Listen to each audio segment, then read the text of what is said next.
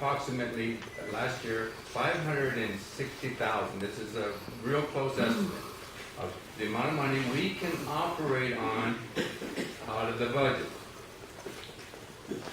I've made a rough determination that we spend approximately 105% of our money that's unencumbered, that's our tax-based money, on employment only. That's the payroll, the health care benefits, the taxes that are paid from the payroll. We haven't even bought a hose, put out a fire, bought a gallon of gas, bought a tire. We haven't even rolled the truck out of the bay, and we're spending 105% of the money that we have. We have already spent over 60% of our budget that we have, and we have 5.5 months to go. My reports and my position on the board is numbers. You cannot operate in the red. It's the fastest way to go bankrupt. For the last 4 years, we've been operating a year behind, speculating that we're going to get wildland money, ambulance service fees, etc. Even in a report previously board meeting from the secretary, she stated that even though we bill out maybe $1,000 for an ambulance fee, if Medicare, Medicaid, or an insurance company determines they're only going to pay 50% of it, that's all we get. So you can't, to speculate on that is extremely dangerous. And it will bankrupt the district if we continue operating that way. We cannot operate and keep the doors open. If we do, we don't have to worry about the board closing the district. We won't have any money to pay anybody. And I'm real sure the firemen aren't going to come down if they're not getting paid. I'm real sure the chief is not going to show up if he's not getting paid. They're going to pack their bags and they're going to go to the next town and try to find another job. You can count on it. I would. If I'm not getting paid, I'm not working. All right. As of this morning, the balance in the warrant account from the Treasury that we have left is $18,000. That's not with the outstanding warrants that still may be out there. The balance in the reserve account was $15,000. Uncollected taxes for the last previous years is $240,000. Uncollected taxes. We haven't got that money. The county hasn't got that money, and the county's not going to say, hey, go ahead and spend when we get it, we'll give it to you. It doesn't work that way. You don't get it till they get it, or we don't get it till they get it. Uncollected taxes for this year is $170,000. The county advised me this morning, don't count on that money coming in, all of that money coming in. So basically we have about $190,000 to finish out the rest of the year. Based on our payroll, what we're paying people, the services, the fuels, the liabilities we already have, there's no way we can make it if we don't make some dramatic changes. If we continue on this path, you will not have an ambulance service. You will not have any kind of a fire service. It's just a matter of numbers. I'm really thankful everybody showed up. I really am. And they're making their comments. But it's hard to believe that they didn't hear and make up a lot of stories before they even got here, or already had their mind made up that we're going to close this district. No one on this board has made a suggestion that we're going to close this district. What we have said was we have to become financially responsible and provide the services to the district that we can afford. Period. We must do that. I would like to see, I wanted to say one more thing. The credit account is clean. We have $96,000 on a credit card that we can borrow money from at a very sweet, approximately 16% rate. And if you don't pay it back on time, it escalates dramatically.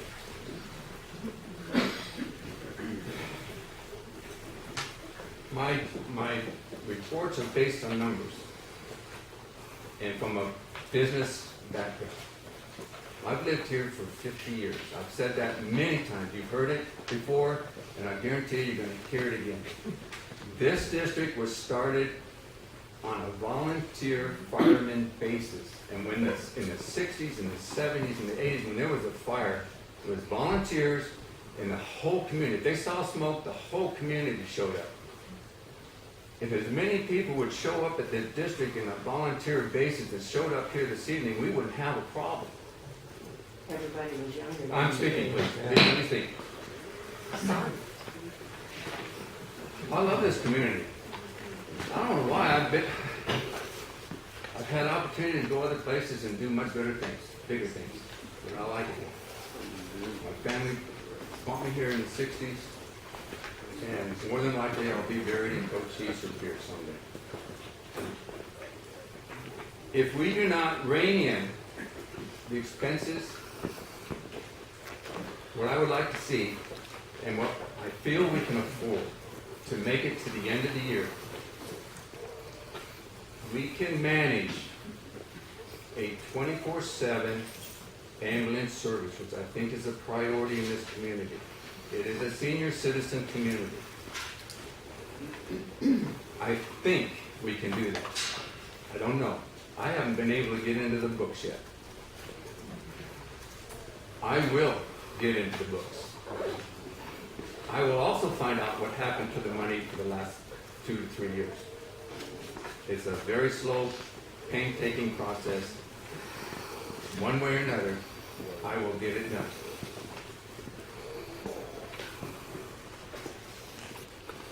As far as the firemen and the crew, if we don't come down to a skeleton crew, we will not make it another 4 months. We do not have the money without borrowing money from the county.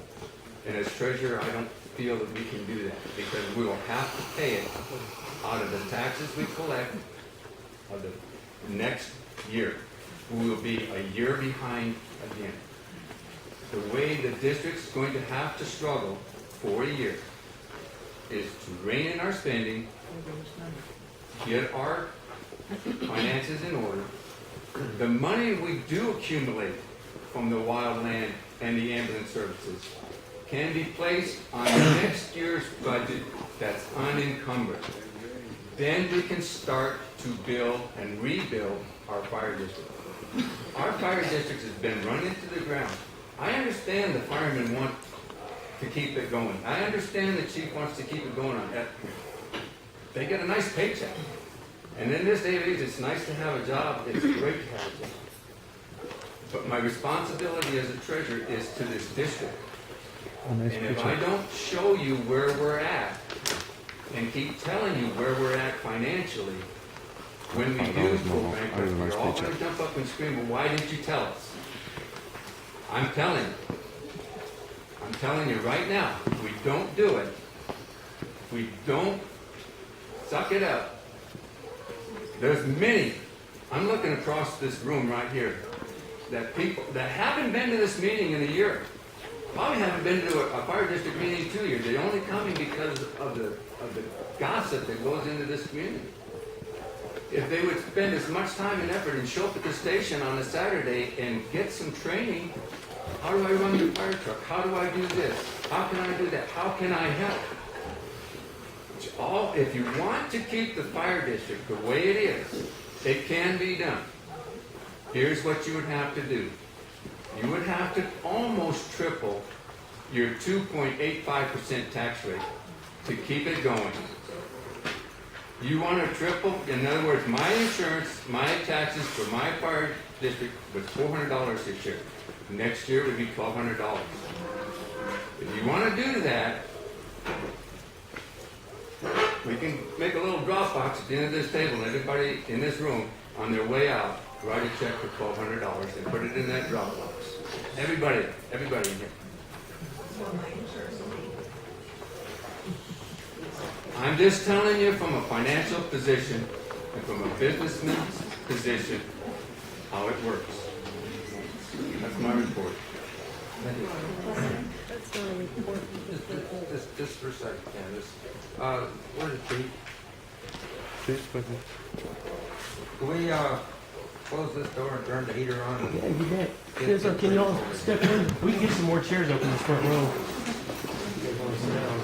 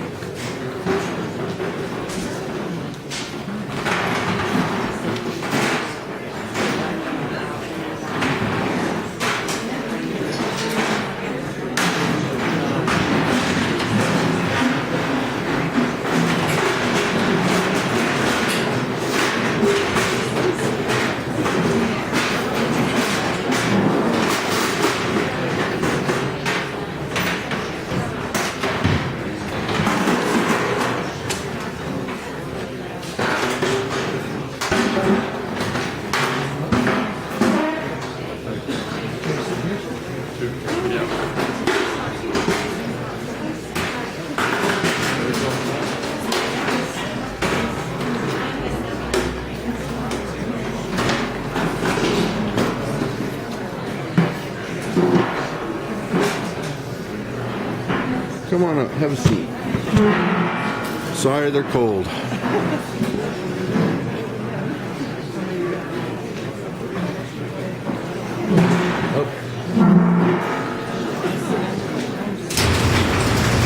Watch your backs. Come close.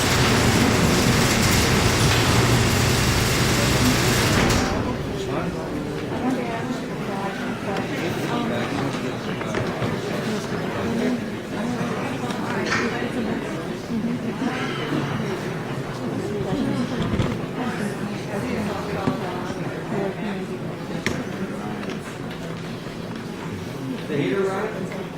Thank you. I don't feel it.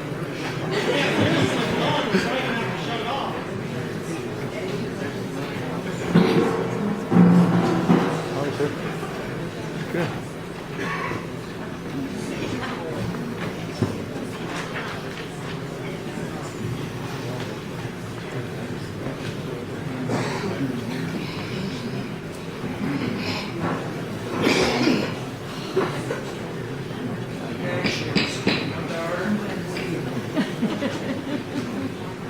Okay, I have some comments for Mr. Frei. Number one, our auditor stated very clearly that Andy, we can't hear you.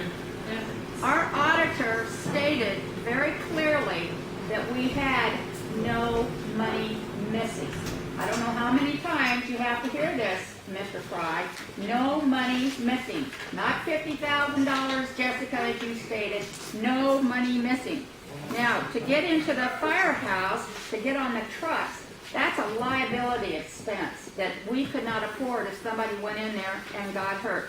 To get into the books, Mr. Frei, all you have to do is go down and make an appointment. That's all. And you can go down there and look at them anytime you want to. Well, Statements, questions. All right, I'll ask him a question. Why do you keep saying there's money missing? Why do you say you can't get into the books when you can? That's my question.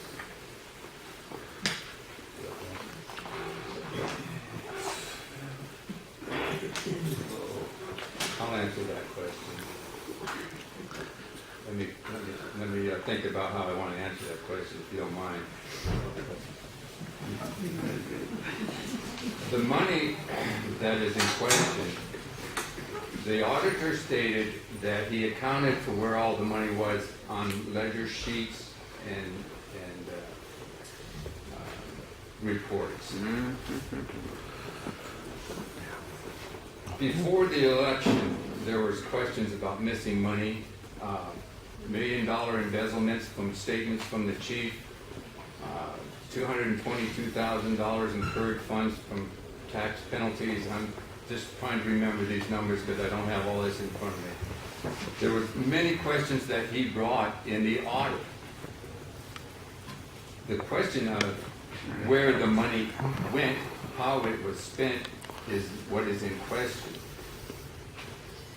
You can bounce money around in accounts and hide it so easily. He did not say that it was not there. He just said it was in different accounts, and he accounted for it on ledger sheets. As far as being able to just go down, why does the treasurer have to have an appointment to go to the district office to look at the books? You have a When I'm restraining order. speaking, Miss Candace You Roll. have a restraining order. Let him- Right here. I do have a restraining order. Please, Mr. Fino, please let me address the district. There is a restraining order that is going to be handled.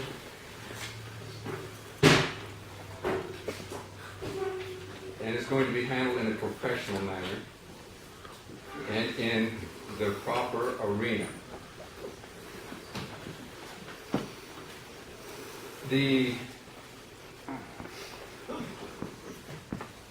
It is a recent, I want to get back on point here.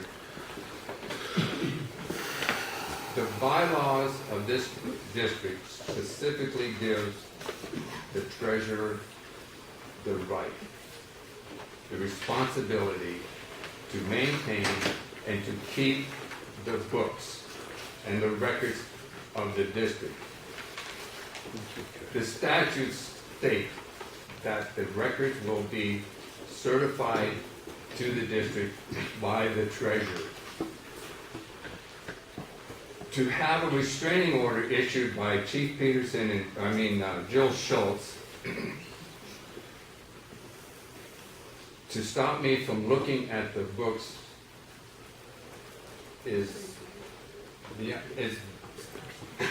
because she doesn't like me going there and asking for documents is ridiculous. Will you take care of it?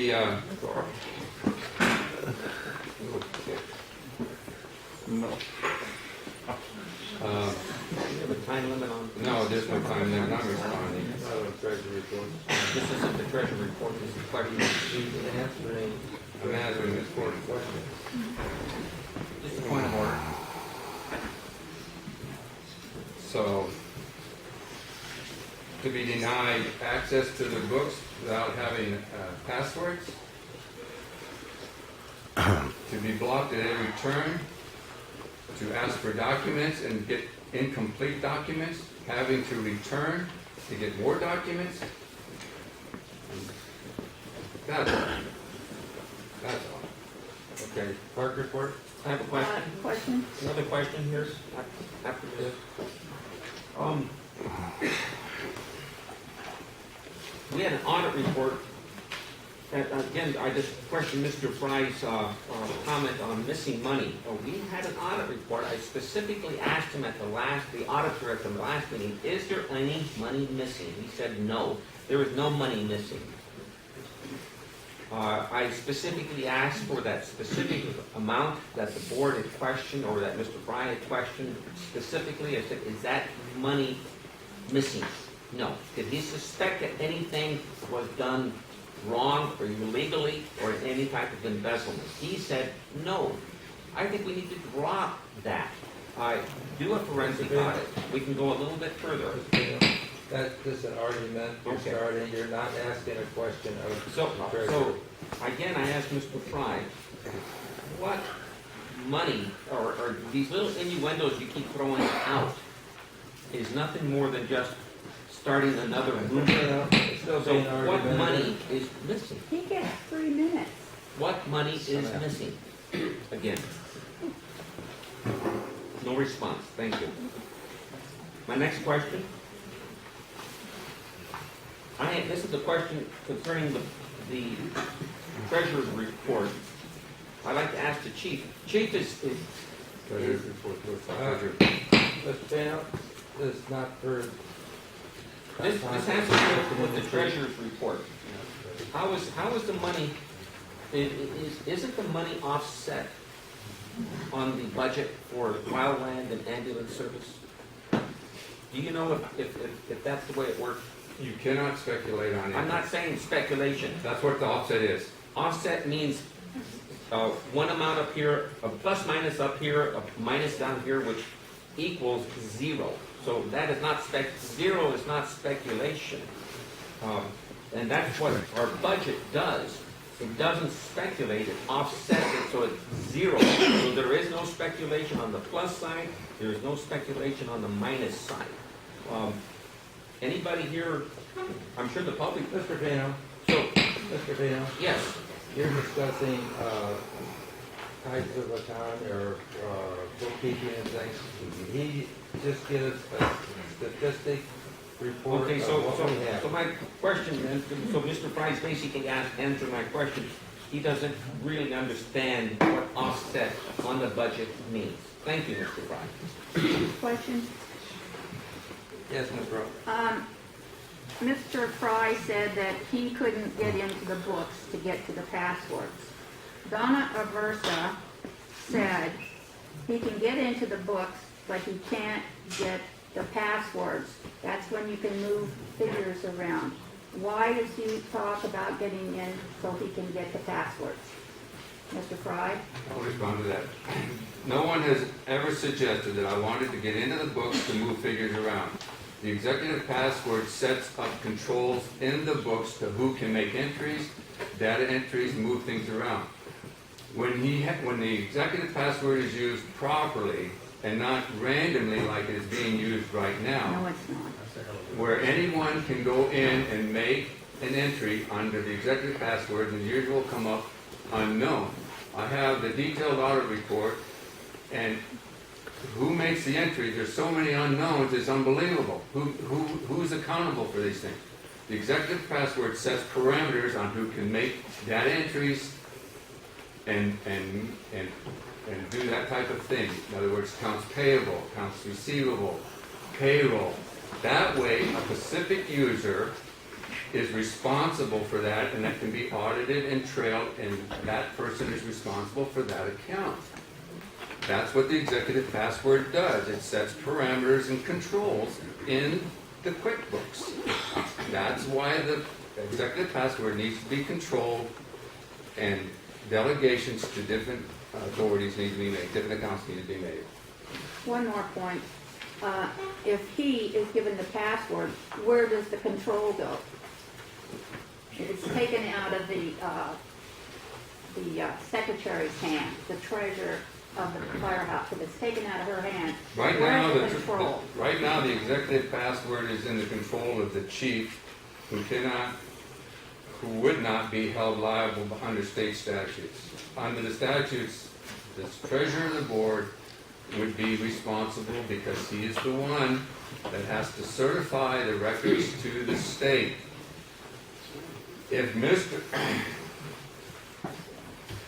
Chief Pearson wants to sign the state documents and certify the record for the last 4 or 5 years to the state being true and accurate under penalty of a felony 6 or felony 4, he's more than welcome to do it.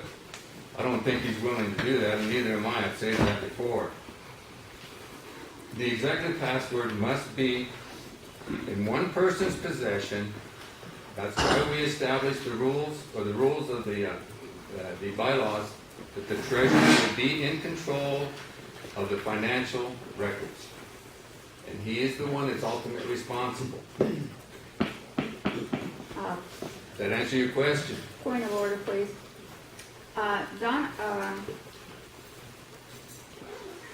No, it doesn't.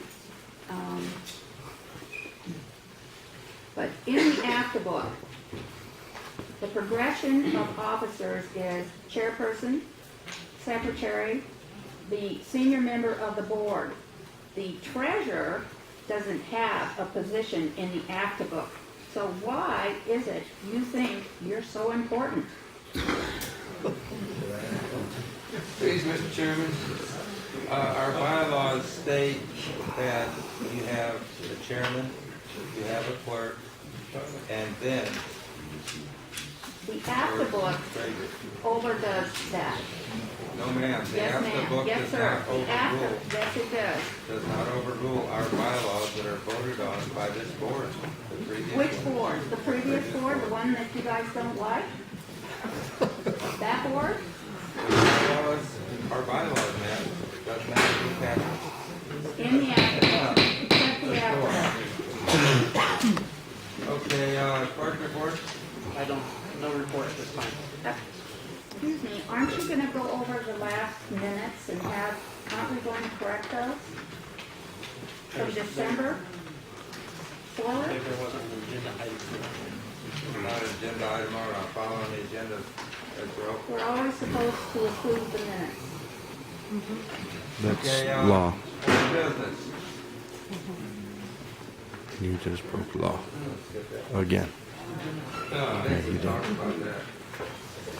Want to run through the agenda, Mr. Chairman, real quick, on the old business. Ms. Fino wanted to know why the reason the board turned down the county attorney, or the county attorney was turned down by the county attorney for representation. Well, the first one is. We can't hear you. Forensic audit. Oh, I'm sorry. Oh, on the old business,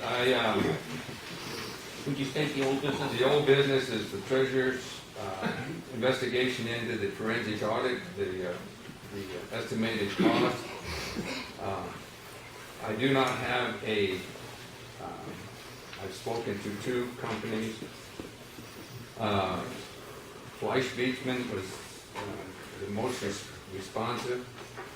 They estimated if we could put a list of, or they would give us a list of documents and things that they would need prior to beginning an audit, which we could more than possibly acquire, that it would be about $7,500 for 55 hours worth of work. You can get an awful lot of work done in 55 hours. An awful lot of work. So the speculation from the community that it might be 40 or 50, $60,000, $100,000 is not quite. So Question? that's as far as I've gotten on that. There's been some other things that we've had to deal with. But and they said also that if they came in to do it, it would all depend upon the cooperation of the bookkeeper and the chief and how cooperative they were. They could easily make it quite easy for the auditors, or they could very well make it quite difficult and expensive. Question? If you're sure. I'm finished. Is that 5,500 a year? For 3 years?